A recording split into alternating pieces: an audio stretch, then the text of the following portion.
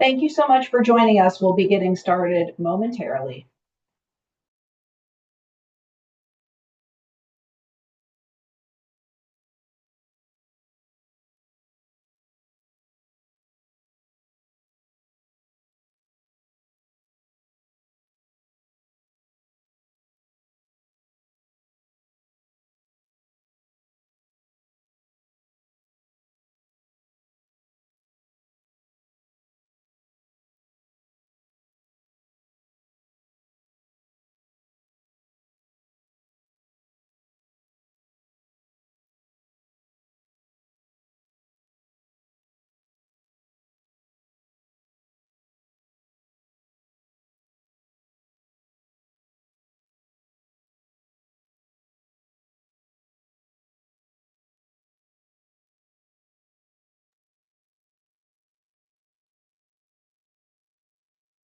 Hello, everyone. Good morning or good afternoon from wherever you are. Thanks so much for joining us today for a lunch and learn version of Ask Me, our educational webinar series. My name is Audra Hines, Vice President of Care and Advocacy for the ALS Network. I want to thank our lead sponsor, Mitsubishi Tanabe Pharma America, as well as our mission benefactor families, and really everyone who helps support our programming. The contributions from these individuals and families are just really amazing, and programs like this one today, as well as the multitude of services that we provide, would not be possible without these generous donations. Now and always, we want to ensure that you know that the ALS Network offers a menu of services free of charge to people with ALS and their families.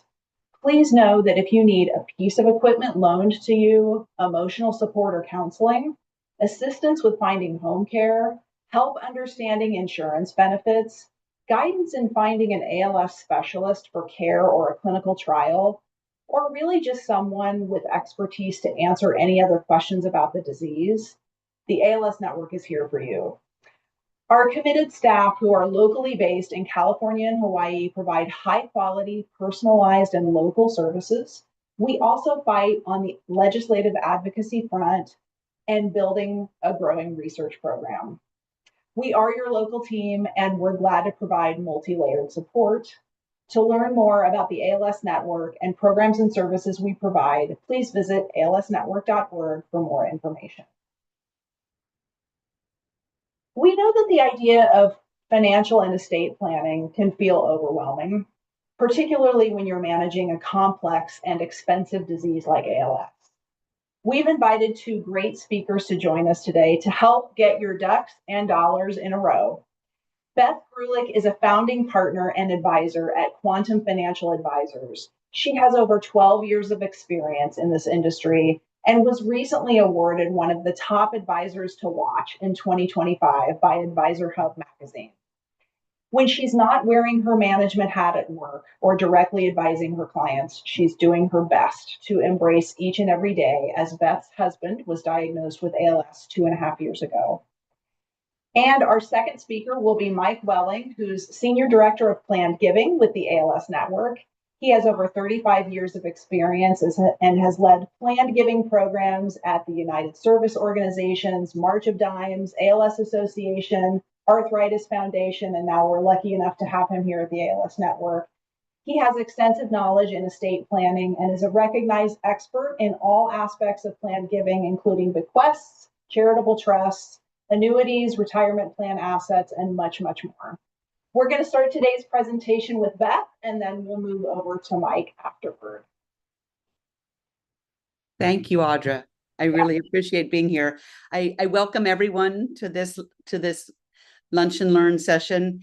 As a caregiver of an ALS patient, as well as a spouse of 39 years, helping others cope with the challenges of this diagnosis is a passion project for me. And I'm truly honored that the ALS Network asked me to come and speak to you guys today.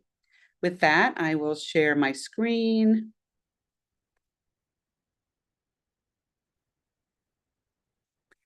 So as we said, our topic today is let's get your ducks and dollars in a row. It is an extremely complex period of time that we're all going through. You know, while this diagnosis tends to make you want to bury your head in the sand, it's critical to do whatever you can to simply put one foot in front of the other. The shock is real. I can still remember 3:15 p.m. on Monday, January 16th, 2023, the day my husband called me from the doctor's office. I wasn't even at the doctor's office because we didn't really think it was a big deal. He'd just been referred to a neurologist for some strange symptoms he was having. And by 3:16 that afternoon, my whole world was rocked. So those of you on this call that are going through this with a loved one, a spouse, a child, a parent, you truly understand what I'm talking about. So as much as this doesn't feel like there's any gift or silver lining at the end of the tunnel, you do have the gift of time. Life is precious for all of us. It could be taken in an instant, but once receiving this diagnosis, you have the present time to try and get those ducks in a row. So I implore you all to make it a top priority to understand your family's financial life now. Ultimately, your new normal is not going to look like it does today.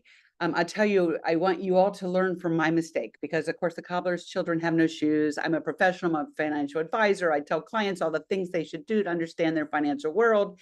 And there are a lot while I'm the primary bill payer, there were a lot of things that my husband had access to that related to our taxes and our income that I didn't know how to get into, how to log into, portals I had no idea about. And he had a bad fall last November. And he was in ICU in a coma for 12 days, and they really didn't think he'd come out. And I was so darn mad at myself for not having gotten my ducks in a row because, he'd been going, it's not a linear disease. It felt linear to us at the present time. He had some declines, but they seemed to be slow and steady. We were so pleased and feeling blessed that this seemed like it was going to last for a while. And then next thing you know, it could have all been over in a moment. So please start now. The first thing you need to figure out is bill paying. And maybe you pay the bills and maybe you don't, but it's imperative that you understand each and every bill. How do you get it? Is it electronic? Is it on auto pay? Does it come in the mail? What would you miss if you didn't get it? These are the times right now, just partner up with your patient and figure out how these things get done. The second one is tax preparation. For those of you that are calling in from LA County, many of you haven't even filed your taxes yet because we had an extension until October 15th. Sit down with your partner or your parent or your child and understand what it takes to prepare taxes. It's not overwhelming if you're organized, but you need to know what documents you need in order to pass along to your accountant or to prepare yourself. So work on that now. It's tricky because you want to embrace single day, and some of these tasks are not fun, but it's just so important to make them a priority. Thirdly, we need to understand home maintenance. If you own a home, what do you need to do to maintain it? This was not on my list of things I either like to do or did, but the first time one of my sons came to visit after my husband Jeff's diagnosis, he said, "Mom, you need to learn how to change the furnace filters." And I'm like, okay, I don't even know where they are. I don't know what to buy. So those are the things you need to embrace now. It's going to be a lot easier when you have resources around than when you don't. Financial planning. Whether or not you work with a professional, you need to understand your cash flows. You need to understand what comes in, what goes out. You need to understand how it all works and the rhythm of it. Also, you need to understand the longer term. What is life going to look like for you in retirement? Before I move to the next slide, I just want to implore all of you to understand that, there's Social Security, depending upon the age. ALS hits people from their 20s to their 80s. So, if you're in that sweet spot of the 50s and you're looking at retirement in a close-ish time period, make sure you understand what that's going to look for you with or without a spouse or a loved one. What else do you need to do? Oh, goodness gracious. Usernames, passwords, we hate them. We absolutely hate them. However, you need to know them. So much now is what's called two-factor encryption. So in order to log into the bank, you might have to get a text to your phone, and that phone number might be your ALS partner's phone number. And if they're no longer with you, how are you going to log in? So you need to sit down and you need to figure out each and every item that you might not share. There's 2 password vaults. If you've never used a password vault, they're worth every penny. It will change your life. 1Password is one that's highly regarded, very, very secure. The other one is Bitwarden. Either one, I suggest you get a family account. It automatically will save every password, and all you need to remember is one password to enter the vault. Two-factor authorization, as I described, when ultimately your loved one passes from ALS, you're probably going to want to keep their cell phone for a while. But in the meantime, try to change all that two-factor authorization to your email, to your telephone. Login credentials, email and social media. My father passed away and he still is on LinkedIn. It just is so time consuming to try and literally change the status of someone to deceased. So understand all that now. And this is true for every one of us. Anyone who has a partner, whether they have a life-threatening disease or not, learn this stuff now. Beneficiaries, sit down together and make sure that you have the beneficiaries on your IRAs, your 401ks, your life insurance policies. Often, in the financial planning world, we have some horror stories of ex-wives that are still on life insurance policies. Make sure you sit down together and you understand exactly what the legal ramifications are if either of you were to pass away. Understand debts, including payoff periods. Some mortgages have balloon periods. Understand if in your interest rate is going to change from 3% to 5%. Figure that out. Educate yourself. Even if it's something you hate to do, you'll be glad in the long run that you did. Refinancing. If you have a home mortgage that is going to adjust in the near future, interest rates aren't as low as they were, but it might behoove you to go from a 3% balloon mortgage that's going to change to 9% in the near future to a 6% mortgage. And that could be very difficult for you to do when you're single. So make sure you understand all this and do it now. As far as other things, so as I mentioned, short term, start paying bills together today, not next month, not in 6 months. I know it feels so, there's so much uncertainty, and frankly, we all do live in a state of fog and shock, all of us that are going through this with a loved one, but do it now. Project your cash flow needs. Make sure you have enough in savings. Make sure you're invested conservatively enough that the stock market could go down by 40% and nothing that you care about is in jeopardy. Credit cards, make sure you understand you have a card full of credit cards, but you may not realize who's the primary owner, who's the secondary owner. Only the primary owner can make changes. Open a new credit card. This is super critical, particularly if you are in a partnership and one of you hasn't worked for a long time and may not have their own credit card. Open it now. You need to make sure you have your own credit standing on your own 2 feet. Loyalty points. Some credit cards allow you to take a deceased person's loyalty points, some don't. In my father's situation, he had American Express. They never knew he passed away. I just spent down his points on travel, funeral arrangements, all those sorts of things. But I understand from clients that some of the credit cards immediately get a notification of death and they cut off everyone and they reconfiscate the points. So make sure you're planning ahead. Car titles. It is very tricky to sell a car if you're not on the title. So make sure you're either jointly on the title or that, and in fact, jointly is just best, because who knows? I mean, weird things happen. The provider, caregiver of an ALS patient could possibly predecease the ALS patient. So these are good lessons for everyone, whether or not you're dealing with this particular disease, with this particular timeline. Longer term, update your estate plan, and most importantly, understand it. It's written in legal jargon for a reason. It's job security for attorneys, but that doesn't mean that those of us who aren't attorneys understand it. Ask your estate attorney for a graph, for a simplistic description. Make sure you understand exactly all the implications of your estate plan. Credit report. Everyone is entitled to run a comprehensive credit report for free once a year. www.annualcreditreport.com is the one you want to go to. That is the one that is sponsored by the U.S. government. That will run, you'll give you Experian, Transamerican, all of your credit reporting agencies. It might even remind you of some credit cards you'd forgotten you had or that your loved one had. So do that today and review that credit report with the patient to make sure that there's clarity all the way around. The trickiest part, and I can tell you from the bottom of my heart, every day I wake up and I am playing with this balance of living for today and loving each and every moment and planning for the future. And the planning for the future part is not fun. It's not fun to think about. It's mostly in the middle of the night when all those fears come to light, but it's a very, very important that you balance the scale and that you're doing both.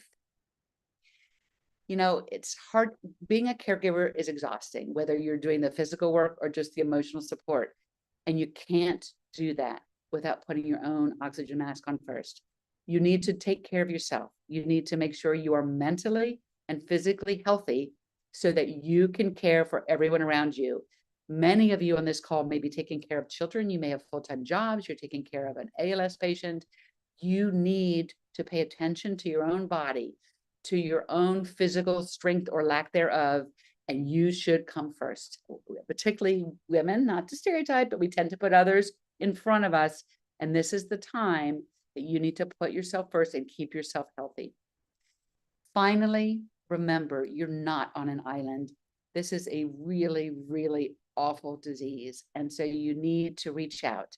Family, friends, I know it happens to everyone that friends you thought were friends are now avoiding you because this is ugly. It's not fun. It's not pretty.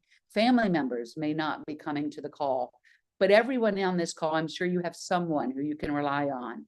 And, you know, I am a very independent, proud person, and this was very difficult for me to lower my guard and communicate clearly and ask other people to help. But it's really, really important. Don't be too proud. Ask for help. So thank you. I will stop sharing now. I appreciate your time.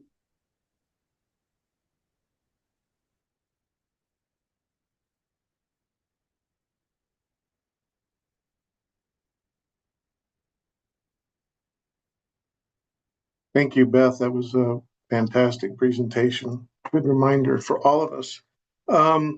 Unlike Beth, I do not have a personal attachment or connection to ALS, but I do have one. My dear friend Brian Meeker, when I was growing up, we were childhood friends, teen friends.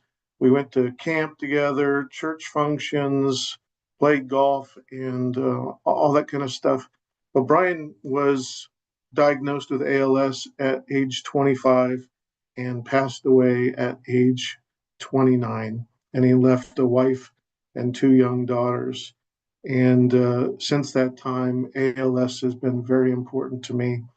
And he did get services from the ALS Association when he was going through his battle with ALS. So everything I do is connected to my memory of Brian. So we're going to talk about estate planning. So what is estate planning? Estate planning is basically just deciding what you have and what you don't have and how you're going to distribute it when you pass away. It's, you know, what are your assets? What are your liabilities? What are your bills? Providing for financial management in case you become incapacitated. Having a way of paying your debts. Maybe if you have minor children, you want to make sure their care and needs and guardianship is taken care of. And obviously with medical and life decisions that are very important. I want to state that my title is Senior Director of Planned Giving for the ALS Network. I want all of you to know on this webinar, all of you are planned giving donors. You may not be giving to charity, but you've planned, if you have an estate plan, you have planned gifts to people, to loved ones, to children, grandchildren, friends. These, when you put together an estate plan, you are planning gifts to whoever you want to benefit. So planned giving is estate planning so that you will understand that connection. Who needs an estate plan? Well, if you're an individual or have family, if you have any types of these assets, bank accounts, retirement accounts, life insurance, pension funds, savings bonds, you name it, you need to have an estate plan. You need to have a way of saying and directing how you want these things to be taken care of when you pass away. The most prominent or popular way of distributing assets at death is last will and testament. In the last will and testament, I like to refer to it as a letter to the probate judge, just telling them how you want things distributed, who you want to take care of your minor children, how you want things set up. If with a last will and testament, you have an executor that manages the process. And normally that would be a family member or or a friend could be an executor. You could have an independent executor that would manage the process. And like I say, that all goes through the probate court, which provides oversight. And with the executor and the probate court, they make sure everything is done accordingly to the wishes in the document. Last will and testament has lower setup costs. It doesn't cost a lot to have a will written. Sometimes it's very minimal. A will does not avoid taxes, but it does prepare, and you can set things up to possibly mitigate taxes, but it doesn't get rid of them all that completely. And it does not govern assets held in a living trust. So if you have assets in a trust, they are governed by the trust document and not a will. So what is a living trust? Well, basically a living trust is a legal document that you set up, and as you set that up, you become the trustor. You become the manager, the owner of the assets in the trust. And you manage it. The trust assets are managed for the benefit of the beneficiaries named in the trust. A trust does cost a little bit more to set up, attorneys' fees and things of that nature. But it could be well worth it because of the aspects in what a living trust can do for you as a trustee, and avoiding probate, and providing for special needs. You can set up special needs trust if you have children or disabled adults that you take care of. There's a lot of flexibility that you can use or take advantage of with a living trust. A living trust assets that you may not include or you can't include is oftentimes if you have real estate, let's say a home that you own in joint tenancy with right of survivorship, and it could be with a spouse or it could be with a friend. So real estate is something that you'd want to seek counsel on whether or not it would be a good asset to add to a living trust. Retirement accounts such as IRAs and 401ks cannot be placed into a living trust, nor can health savings accounts. Life insurance, you can name a trust as a beneficiary, you can hold that, but when it comes to ownership and things of that nature, you got to take a real care on how you want to set up the ownership of a life insurance policy and the beneficiaries of life insurance policies to make sure they don't conflict. You can name a life insurance, you can name a trust as a beneficiary of a trust, and then have the assets or the life insurance benefits be distributed according to the life insurance policy. But having that owned by a living trust is something that you would want to consult with a legal advisor. Automobiles and motorcycles, people typically don't transfer ownership to a living trust because ownership and life insurance and liability often becomes an issue when you're trying to transfer an automobile or a motorcycle to a living trust. And basically any type of asset, you can transfer coin collections, artwork, and things of that nature. But you want to check with legal counsel to determine what is best to add to a trust and keep out of a trust. In my years of doing plan giving or charitable estate planning, I often get asked, do I need a will or a living trust? And my answer is emphatically yes. Bare minimum, having a will that would direct your assets for family and friends. But if you have a living trust, you would still want a will to basically pour over. It's called a pour over will. If you think of a will or a pitcher of iced tea pouring into a glass, the will would cover anything that is not included or deeded or titled to the living trust. So it's just a preventative mechanism so that you can make sure that all of your assets, if you didn't add something to a living trust, it still could be directed to the trust or designated to a beneficiary in the will. So it's a good idea. And so like Yogi Berra says, a living trust and a will, they're a lot alike, but their similarities are different. So I would say at least a will, but yes to both of them if at all possible. Many of the people I talk to get concerned about taxes and estate taxes. Well, unless you're in the 1% of the 1%, you're not going to have an estate tax situation. Right now, federal estate tax for an individual is almost $14 million that you can pass estate tax free to anybody. And for married couples, it's almost 28 million that you can pass with no estate tax, federal estate tax. So combined, you can, couples can combined, you can pass a lot of money before you get into an estate tax situation. Um, and you can transfer between spouses unlimited. You can, if you had $1 billion and you wanted to transfer it to your spouse, you have an unlimited marital deduction. So your transfers can be as much or as little as you want without having to pay any estate tax. California as a state does not have any estate tax. I know we might have some folks from Hawaii that are on this call. Hawaii does have a state estate tax, but the first almost 5.5 million, there's no tax. You have to be above that 5.5 million range to get into the estate tax for Hawaii, and those rates range from 10 to 20%. Income tax is something for when you're setting up a plan and you're designating assets to individuals. If you're leaving a retirement plan or savings bonds, there's something that's called IRD, which is income with respect to the decedent. Those assets are basically tax cursed assets. So when your family member or your friend inherits them and they go to cash them out or take a distribution, they will pay income tax on those assets. Unlike if a family member or friend inherits your home or your regular investment account, your stocks and mutual funds and things of that nature.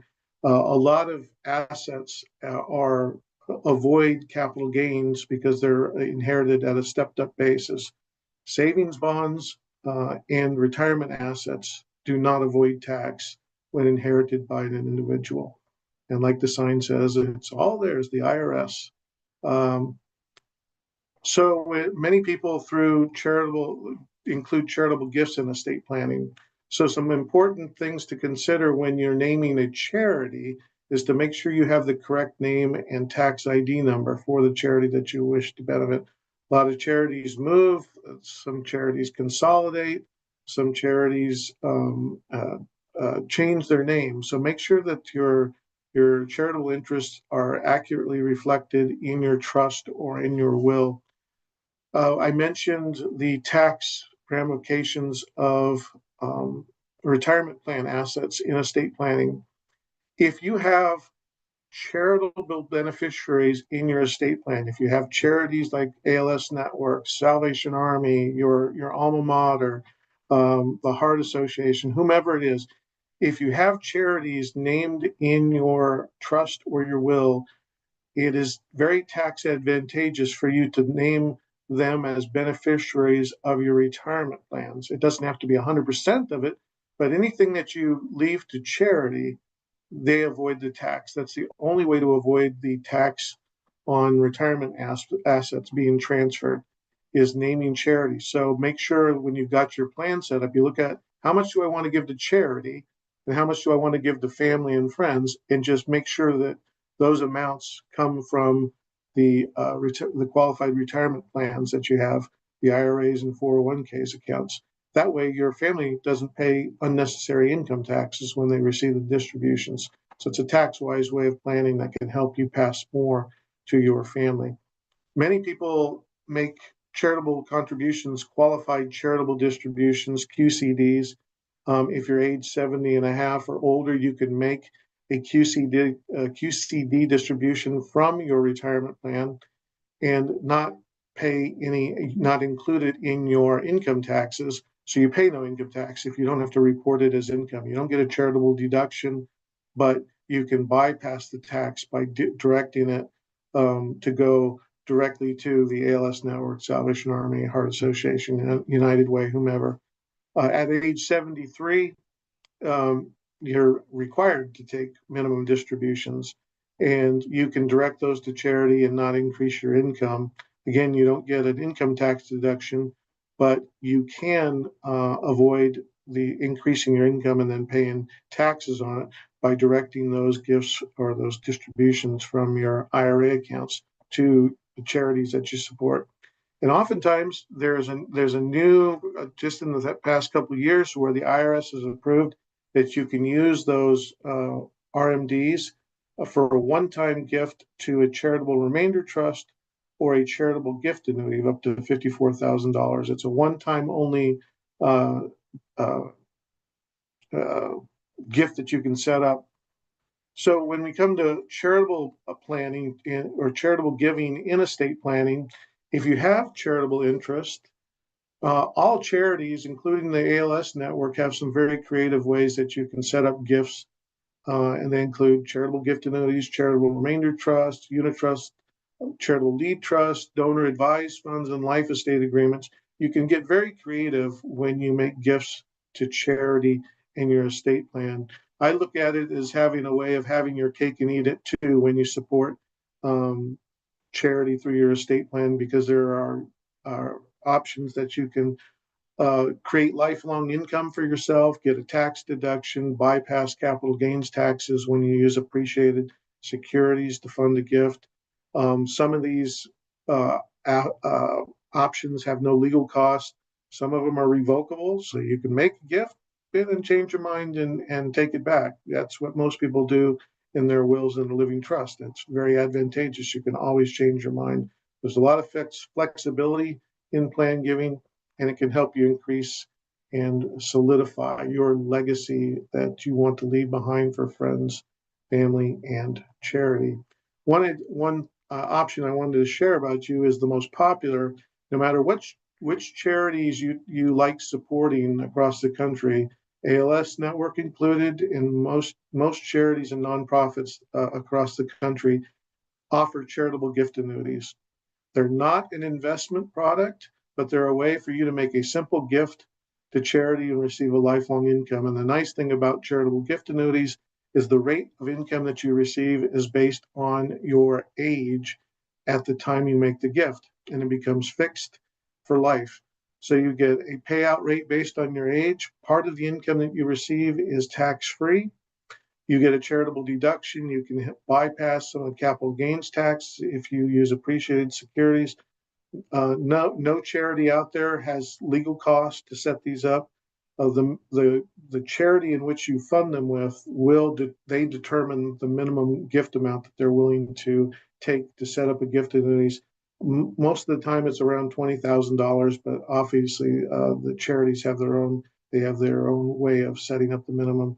And again, it's not an investment product, but in these charitable gift annuities are fully approved by the IRS, and they have been around for over 100 years. And it's just a very attractive way of making a gift and receiving benefits. And if you don't want to take that required minimum distribution or lose the benefit of having that $54,000 in your portfolio, you could take that one-time distribution from your IRA and fund a gift annuity and still get a financial benefit from it. No income tax deduction, but depending on your age, you can continue to receive income for life from that one required minimum distribution that you have to take.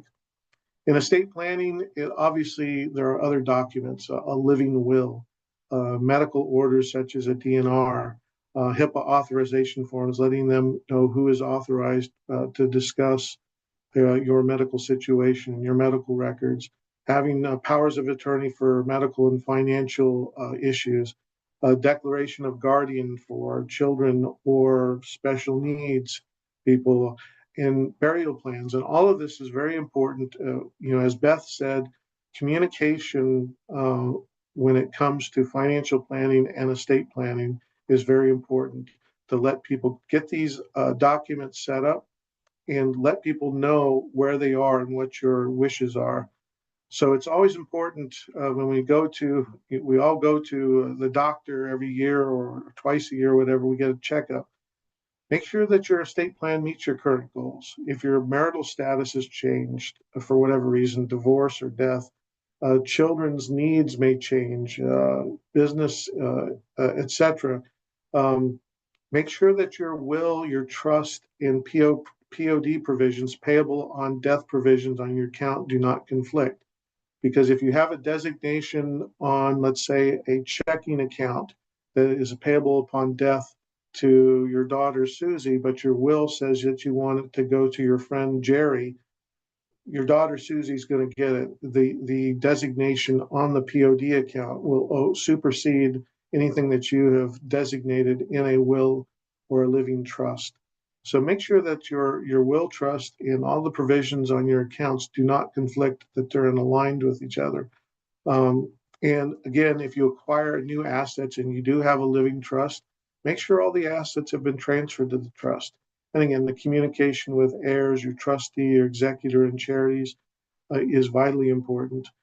Making sure that your trustee, that it's called a trust, and it's called a trustee because you need to make sure that you can trust the trustee will handle your affairs according to your wishes that are outlined in the document, and the same with the executor. So sometimes it's you end up doing something that you think is going to help people, help yourself, and it ends up hurting because you've got co-executors or co-trustees that do not agree. Um, there are estate planning resources. If you don't have a personal attorney, you can go to your seek out online. You can go to your local estate planning council. There are other ways that you can set up legal documents, trustandwill.com, legalzoom.com, freewill.com. And if the last option would be a holographic will, which means that you write it in your handwriting. Obviously not ideal, but I recently had to help a woman who didn't get her estate plan set up and was going in for a procedure. And she called me saying, well, I didn't do what you had suggested that I do. How do I do this? Because I'm going in for a cancer procedure and I may not make it. She did get to me in time. We set her up with a holographic will or information to talk if she did make it through the procedure with her nephew, who was going to be her executor. And she did have time to get it set up, and she passed away a couple of weeks later. So procrastination is not a good idea when it comes to estate planning. We talk about doing yourself. I gave you a lot of those internet options where you can direct or set up your own will. And I want to give you an illustration of how that might work or be seen. You know, if a man, or if I was setting up my will and I wanted to give this orange away, I would simply say, here, have an orange. And this is a humorous way of showing how a legal aspect could be done, but this is the way it would be done if it was the transaction was dictated by an attorney. He would say, I hereby give, grant, bargain, and sell to you all my right, title, and interest in, of, and to said orange, together with all its rind, skin, juice, pulp, and pips, and all rights and advantages therein, with the full power to bite, cut, and otherwise eat of the same, or give the same away, with or without the rind, skin, juice, pulp, or pips, anything here and before, here and after, or any other deed or deeds, instrument or instruments of whatever nature, kind whatsoever, in the contrary, in any wise notwithstanding. That's a long-winded way of saying attorneys know how to look at the nuances of your estate plan. My advice is to get an attorney that can understand the nuances of your situation, your family, and what you need, so they can in a legal fashion set up a plan that will meet all of your goals and objectives. And finally, as we get to the end, you have to decide your plan or theirs. If you live in California, you live in Hawaii, any state that you live, if you die without your own will or trust, that state has a plan for you. If you didn't take care of the plan, they've got one for you. And it will not match your goals. It will not match your priorities. It will provide frustration and delays to your family and the people who are dealing with it. So as Pablo Picasso said, only put off until tomorrow what you are willing to die having left undone. Estate planning, about 76% of individuals in the United States every year die without a will or a trust. because it's something that's very easy to procrastinate about. We know that having a good estate plan will prevent bad air days. Excuse my pun there, but that's what we want to do. A good estate plan, put a plan in place that will prevent bad air days for your family, friends, and charities. I want to say thank you for attending this webinar. As a token of our appreciation, we're going to mail each of you a printed copy of our estate planning guide called Planning Your Legacy, for spending the hour with us. And hopefully this has been informative and educational for you. And we look forward to taking your questions now. And I will stop sharing. Thank you so much, Mike. Thank you, Beth. That was both great and just chock full of really good information, I know. We have a couple of questions that have come in, and just for the rest of you, if you think of questions in the next few minutes, please feel free to submit those in the Q&A function at the bottom of your screen. We'll be glad to try to answer those. Question for probably you, Mike. Are advanced directives or durable power of attorney documents included in estate planning? Absolutely, yes, absolutely. And Beth can sort of jump in on that as well for financial matters. Well, and I can tell you, Mike, first of all, thank you. That was an awesome presentation. Estate planning makes my head spin, and I look at these documents every single week, and it still makes my head spin. I have a real life story. Once again, learned from Beth's mistakes. Done our estate plan. I had understood it. I'd asked the attorney to make a nice, neat graph of it. But when my husband had his accident and I had to meet the ambulance at UCLA, I did not have his DNR and my medical power of attorney on me. And when every minute counts, and fortunately, I have a very close relationship with my estate attorney. I was able to text her. She sent it to my email. I could provide it to them. So what I suggest to everyone, whether you are dealing with a patient with a life-threatening disease or not, have the documents on your phone. You can have it emailed to yourself.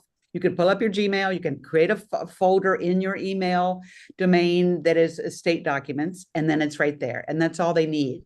And I was very fortunate that we had the time for me to get that. But a hospital's job is to keep a patient alive. And even if their wishes are otherwise, if you don't produce a legal document, they're not going to honor your verbal, because that's their job. But thank you, Mike. That was really good. And I agree. All of those things are imperative to have, and not always expensive. They don't have to cost an arm and a leg to put them in place. And I think a lot of people, at least my clients, delay because they don't know who to pick as a guardian. There's some major decisions that need to be made, but just don't let analysis paralysis be the enemy of success. Just pick one and you can change it. As Mike said, you change it. You can change it next week. You can change it next month. It's not carved in stone. That's great advice. Thank you both. And do either of you have suggestions about Mike, you gave some great resources about how people can set up their plan, set up their will. Do you have advice about when it may be necessary to hire an attorney to help with this? Well, my advice would be, it doesn't take much to have a what I would call a moderate sized estate in California or in Hawaii. And when you start getting into dealing with complex assets, real estate, investment holdings, and things of that nature, when you're getting up to that level, I think it's very wise to seek out counsel, because like I said, an attorney knows the nuances of things, and we think in simple terms. Well, I just want to give this to so and so. I just want to give this to charity. They understand the nuances, and they can help you think about things that you would never have thought of. Just like having an advisor like Beth with financial aspects, they can help you think about things that really didn't come to mind, or you didn't know to ask. And so, the minimum size estate that doesn't have to go through probate in California is, I think it's below 185,000. So when you start getting up above that, which almost everybody in California, I think it's very wise to have legal counsel help prepare your documents. Thanks for that. Kind of related. I mean, a couple of people have asked this question actually. Can you have just a trust only and no will? Yes, you can. As long as you're sure that everything uh, is deeded to the trust or titled to the trust, then you don't have a problem. But the problem comes in is I met with one woman that that had a will and had a trust, and she was getting elderly, and she thought her trust automatically handled all of her assets. I said, well, did you put these assets in the trust? And she said, I didn't know I had to do that. So the will is sort of a safety valve or a safety mechanism, a backup type of plan. And that's why I suggested the pour over will into the trust. It's a just in case type of document to have when you have a living trust.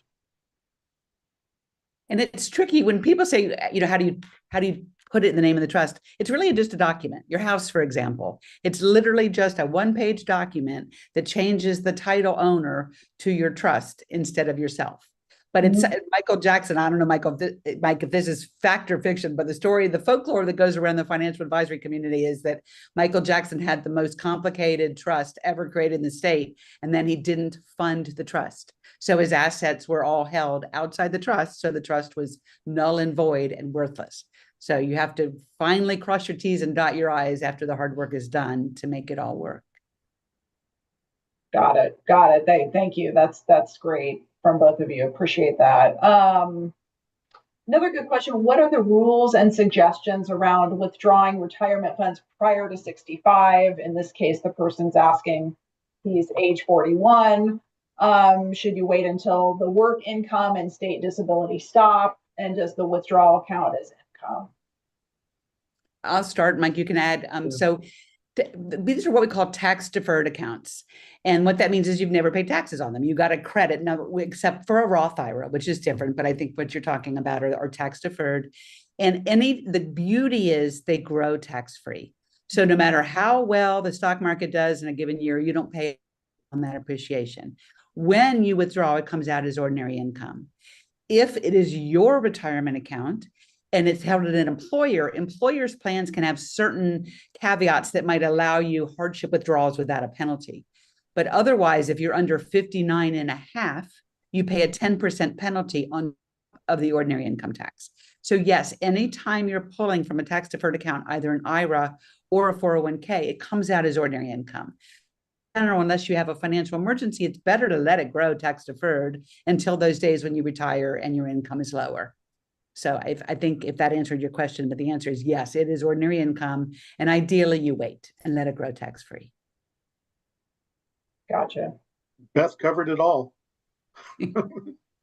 Love it. Love it. I don't see any other questions in the Q&A. I'll give everyone just another minute in case there's anything last minute. I thought of a question, Beth. We get this a lot from some of our families, thinking about people who feel like they don't have a lot of assets, right? They don't have, at least in their definition, much of what they would consider to be an estate, right? Like I'm a person who might be lower income. I don't have a lot of money. Where should I start with this, right? I have ALS, right? And I want to, try to set something up and plan for my family, but there aren't a lot of resources there. Do you have, specific guidance for a family like that, just kind of how to get started? Is it any different really than the other advice? It depends on the state you live in. Every state is different when it comes to what sort of asset level you need to be able to receive government help. And it's changing as we speak. Every administration can be more generous or less generous with governmental aid. But I would say, you guys, the ALS Network has amazing resources when it comes to things like this. But it's really about how much income can you have and qualify for benefits. You automatically, with a diagnosis of ALS, you automatically become eligible for Medicare and Social Security. And that's amazing. There are only 2 diagnoses in the world that allow you in the US to qualify, and that is end stage renal disease and ALS. So that is a very large help. And you just have to make a call. I think my husband's Social Security payments were turned on in a week. It was that quick. They were really responsive. So that's a resource. That's where you can consult. There's a lot of, if you're female, there's a nonprofit called Savvy Ladies. SAAVY ladies, and they'll provide you with resources. Because there are resources. Don't be an island. Go Google it, figure out who can help you. There are ways. You just need to know what specifically is available to you. Gotcha. Thanks for that. And one more question came in tied to the last question about the gentleman, taking out the retirement funds when he's younger, asking if having the diagnosis of ALS might waive that penalty since he's younger. For most 401k plans, they do set up medical, and there'll be a certain percentage you can take. In an IRA, if your medical expenses are more than 7.5% of your income, you reduce the penalty. You still don't avoid the income tax, but you avoid that 10% penalty. And remember, taxes are only paid to a certain level. So if you're very low income, even though it's taxable, you may not be owing any taxes on it. So it just depends on your individual state. This is where a professional can help. Google free resources. There's a lot of pro bono work out there. I know in my industry, most of us feel very proud to give a lot of hours for free to those who wouldn't normally have it available to them. Great. I love that. And Beth, if you're open to it, I know some people in our audience would love to just have your contact information. If you're open to that, if you want to put that in the chat too for everyone, that's completely fine, and we can share it afterward too. But given that, I don't see any more questions. I think we have a few more slides. I really want to thank both of our speakers and just everybody so much for joining us today and being here for this Lunch and Learn. We're grateful to each of you just for your time and commitment and for being a part of our community. Once again, a big thanks to all of our sponsors for their support. And want you to know the ALS Network brings our community together in various ways throughout the year to help create hope and help for families impacted by ALS today and for those who will be diagnosed in the future. We have celebratory and meaningful gatherings that provide opportunities for connection and to raise awareness and funds to benefit the ALS Network's mission priorities. Please visit events.alsnetwork.org to learn how you can join us. And as you know, philanthropy fuels everything we do. We're so grateful to generous donors who make gifts of all sizes throughout the year. To learn more about how you can support valuable programs like this one today, please visit our website at give.alsnetwork.org and watch for the short survey that you'll get on today's presentation. It will include the link to the recording of today's webinar, and that helps us plan for educational programs in the future. Thanks so much, and we'll see you next time. Thank you, Audra. Thank you, everyone. Thank you.